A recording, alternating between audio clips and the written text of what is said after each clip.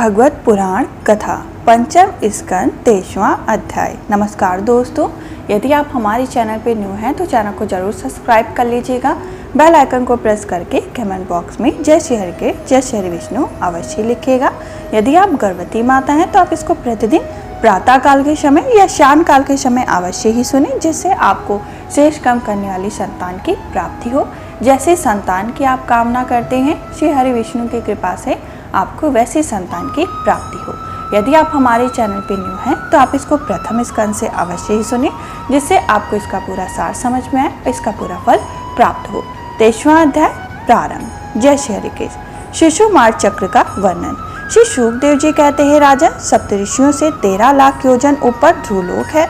इसे भगवान विष्णु का परम पद कहते हैं। यहाँ उत्तानपाद के पुत्र परम भागवत ध्रुव जी विराजमान है। अग्नि, इंद्र, प्रजापति, कश्यप और धर्म, ये सब एक साथ अत्यंत आदर पूर्वक इनकी प्रतीक्षा करते रहते हैं। अब भी कल्प पर्यंत रहने वाले लोग इन्हीं के आधार स्थित हैं। इनका इस लोक का प्रभाव हम पहले चौथे स्कंद में वर्णन कर चुके हैं। सदा जगते रहने वाले अव्यक्त गति भगवान काल के द्वारा जो ग्रह, नक्षत्र आदि ज्योतिष गण हैं, निरंतर घुमाए जाते हैं। भगवान ने ध्रुवलोक को ही उन सबके आधार स्तंभ नियुक्त कर दिया है, अतः एक ही स्थान में रहकर सदा प्रकाशित होता है। जिस प्रकार दाएं चलने के समय अनाज को खोदने वाली पशु छोटी, बड़ी और मध्यम रस्सी में बनकर क्रमशः निकट, दूर और मध्यम में रहकर खंभे के चारों ओर मंडल बांधकर घूमते रहते हैं, उसी प्रकार सारे नक्षत्र और ग्रह गण बाहर भीतर के क्रम से इस काल चक्र में नियुक्त होकर ध्रुवलोक ही आश्रय लेकर वायु की प्रेरणा से कल्प के अंत तक घूमते रहते हैं। जिस प्रकार मेघ और बाज आदि पक्षी अपने कर्मों की सहायता से वायु के अधीन रहकर आकाश में उड़ते हैं, उसी प्रकार ये ज्योतिषकर भी प्रकृति और पुरुष के संयोग बस अपने अपने कर्मों के अनुसार चक्कर काटते रहते हैं, पृथ्वी पर नहीं गिरते। कोई पुरुष भगवान के योग माया के आधार पर स्थित इस ज्योतिष चक्र का शिशुमार के रूप में वर्णन करते हैं। यह शिशुमार कुंडली मारे हुए है और इसका मुख नीचे की ओर है। इसकी पूंछ के सिर पर ध्रुव स्थित है। पूंछ के मध्य भाग में प्रजापति, अग्नि, इंद्र और धर्म है। पूंछ की जड़ में धाता और विधाता है। इसके कटी प्रदेश में सप्तऋषि हैं। यह शिशुमार दाहिनी ओर को सिकुड़कर कुंडली मारे हुए है। ऐसी स्थिति में अभिजीत से लेकर पुनर्यत और उत्तरायण के 14 नक्षत्र हैं, ये इसके दाहिने भाग में है, और पुष्प से लेकर उत्तराषाढ़ पर्यंत जो दक्षिणायन के 14 नक्षत्र हैं, वे बाएं भाग में हैं। लोक में जब शिशुमार कुंडली मारकर होता है तब उसके दोनों ओर अंगों की संख्या समान रहती है। उसी प्रकार यह नक्षत्र संख्याओं में समानता इसी के पीठ में अजीवी, मूल, पूर्वाषाढ़ा और उत्तराषाढ़ा नाम के 3 नक्षत्रों का समूह है, और उदर में आकाश गंगा है। राजन, इसके दाहिनी और बाएं कटे तटों में पुनर्वास और पुष्प नक्षत्र हैं।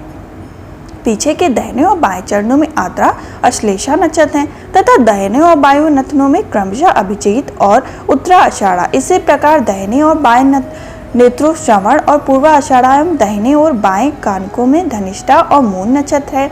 मघा आदि दक्षिणायन के 8 नक्षत्र बाई पसलियों और विपरीत क्रम से मृगशिरा आदि उत्तरायण के 8 नक्षत्र दाहिनी पसलियों में है। सतविछा और ज्येष्ठा ये 2 नक्षत्र क्रमशः दाहिनी और बाएं कंधों की जगह है। इसके ऊपर की थुथनों में अगस्त, नीचे की ढोड़ी में नक्षत्र रूप यम, मुखों में मंगल, लिंग प्रदेश में शनि, ककुभ में बृहस्पति, छाती में सूर्य, हृदय में नारायण, मन में चंद्रमा और नाभि में शुक्र है। स्तनों में अश्विनी कुमार, प्राण, अपान वायु में बुध, गले में राहु, समस्त अंगों में केतु और रोमों के संपूर्ण तारागण स्थित हैं। राजन, यह भगवान विष्णु का सर्वोदयमय स्वरूप है। इसकी नित्य प्रति स्नान काल के समय पवित्र और मौन होकर दर्शन करते हुए चित्त करना चाहिए, तथा इस मंत्र का जप करते हुए भगवान की स्तुति करनी चाहिए।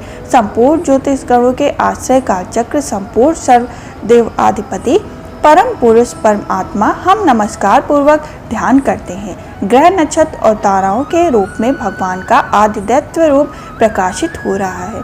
वह तीनों समय उपयुक्त मंत्र का जप करने वाले पुरुष के पाप नष्ट कर देते हैं। जो पुरुष प्रातः, मध्य और शाम तीनों काल उनके इस अद्वितीय दैविक स्वरूप का नित्य प्रतिदिन चिंतन और वंदन करता है, उसके उस समय किए हुए पाप तुरंत नष्ट हो जाते हैं। इस प्रकार हमारा 23वां अध्याय संपूर्ण हुआ।